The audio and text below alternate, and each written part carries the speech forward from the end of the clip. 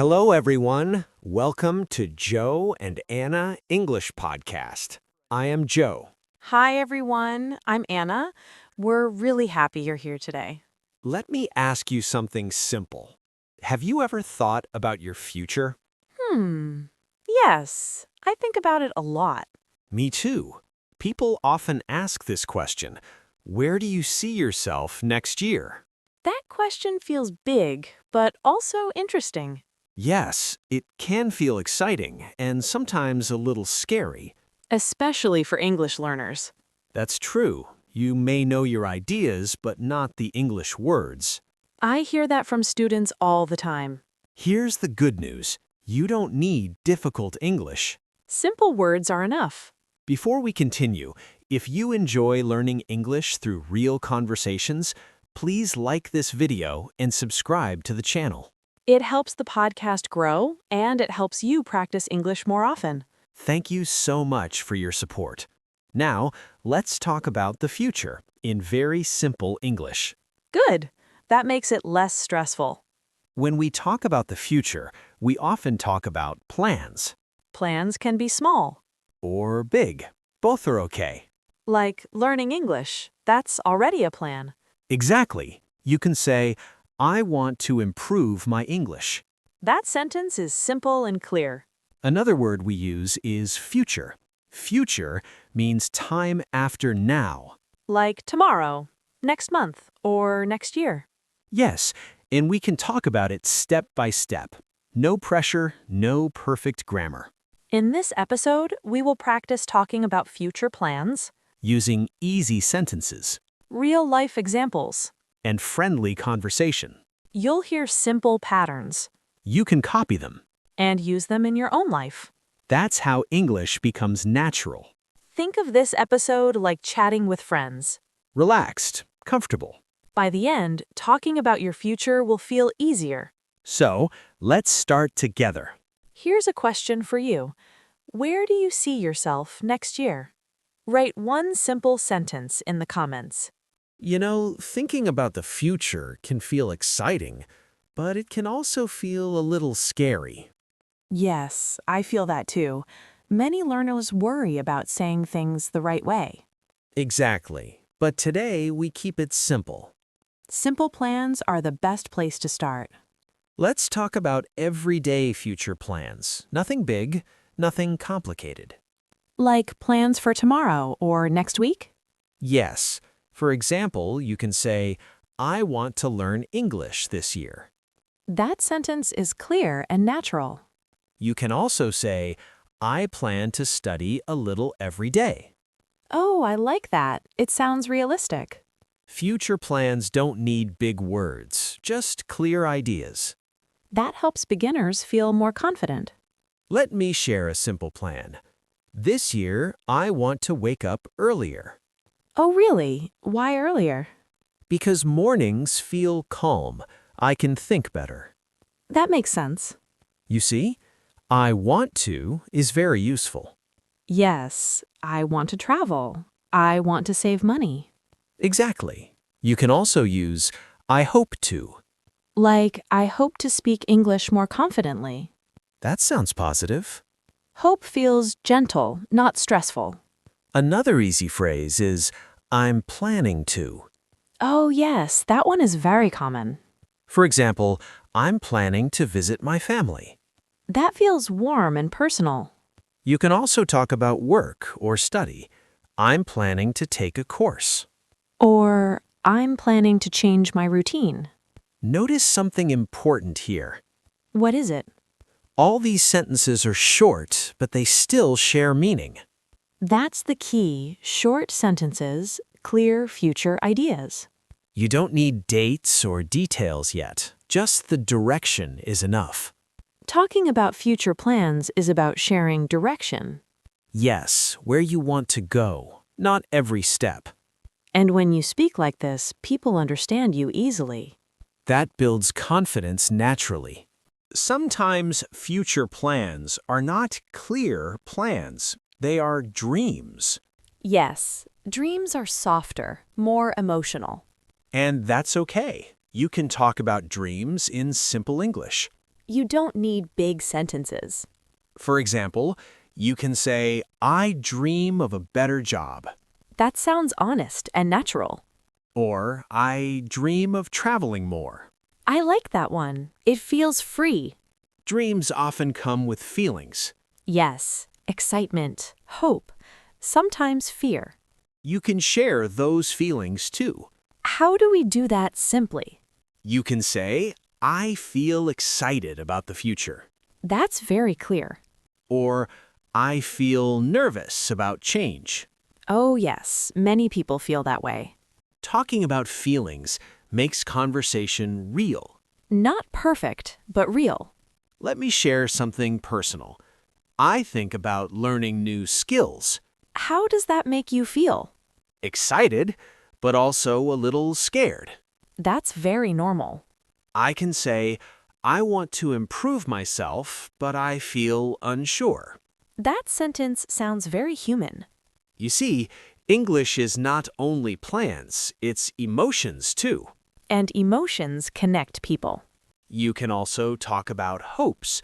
I hope things get better. That's a powerful sentence. Short, but meaningful. You can use it at work or with friends. You can even say, I hope to feel more confident this year. I really like that goal. Dreams don't need details. They just need honesty. When you speak from feeling, your English sounds natural. And people listen more carefully. Now, take a quiet moment. Think about your future. Not plans, just feelings. How do you feel when you think about the future? Is it excitement, hope, or nervousness? Write one simple sentence in the comments and share your feeling. After dreams and feelings, the next step is action. Yes, small actions, not big pressure.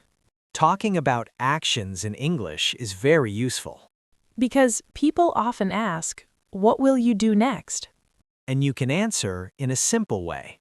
Simple answers sound confident. For example, you can say, I will start studying English more. That sentence is clear and positive. You can also say, I will try to practice every day. I like the word try. It feels gentle. Yes, it shows effort, not pressure. That helps beginners feel relaxed. Another useful phrase is, I'm going to. Oh yes, that one is very common. For example, I'm going to take an English course. That sounds like a real plan. You can use this for daily life too. Like work or hobbies. Exactly. I'm going to exercise more. Or, I'm going to read more books. Notice something important. What is it? These actions are simple and realistic. Yes, they feel possible. Let me share an example. This year, I'm going to wake up earlier. Oh really? What for? To have quiet time in the morning. That sounds peaceful. You see, actions often have a reason. And reasons make plans clearer. You can also say, I want to try something new. That sentence feels open. Yes, it doesn't sound strict. It sounds curious. Talking about actions helps people understand you.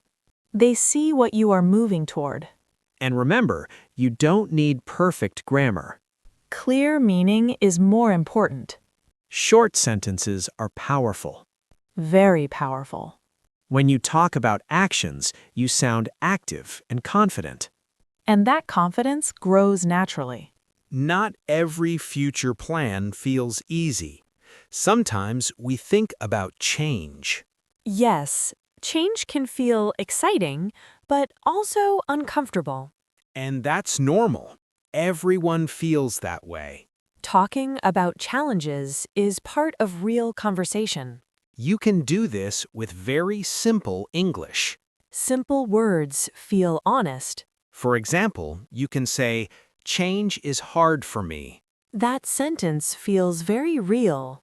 Or you can say, I'm not sure about my future yet. Many people feel that. You don't need to sound strong all the time. Being real builds trust. Let me share something. Sometimes I worry about time. Time is a big challenge. Yes, I want to do many things, but time feels short. That's very relatable. I can say, I want to change, but I feel busy. That sentence sounds natural. You can also talk about mistakes. Oh, yes, mistakes are part of learning. For example, I'm afraid of making mistakes. Many English learners say that. But you can also say, I know mistakes help me learn. That shows growth. Talking about challenges does not sound weak. It sounds human, You can also use soft words. like a little or sometimes. Exactly. I feel a little nervous about change. That sounds gentle, Or, sometimes I feel unsure. very natural. These sentences work at work, with friends, or in class. They keep conversations comfortable. And remember, you don't need solutions right away. Just sharing is enough. Talking about challenges opens connection. Yes, people listen when you're honest. Before we finish, let's slow down for a moment. You've learned many useful ideas today. Yes, simple ideas you can really use. Let's review some key words together.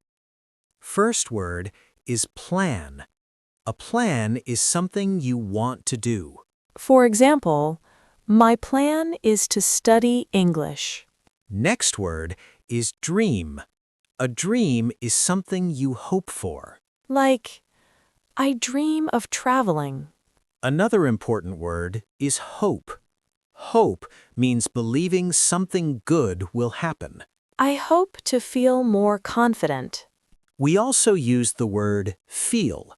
Feel is about emotions. I feel excited. I feel nervous.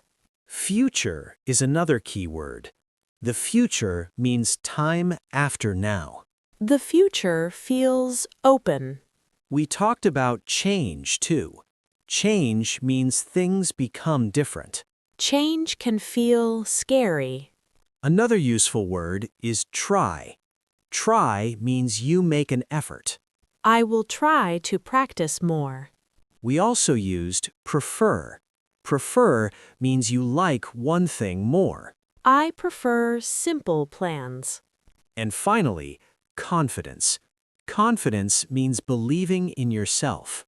Confidence grows when you speak. All these words work together. Yes, they help you talk about your future naturally. Remember something important.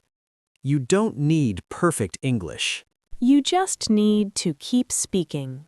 Small sentences are enough. Small steps are powerful. Talking about your future is not a test. It's a way to connect. Now let's finish with one simple action. If this episode helped you, please like the video and subscribe to the channel. It helps us continue making calm, useful English lessons. And here is your final question. Where do you see yourself this year? Write one simple sentence about your future in the comments.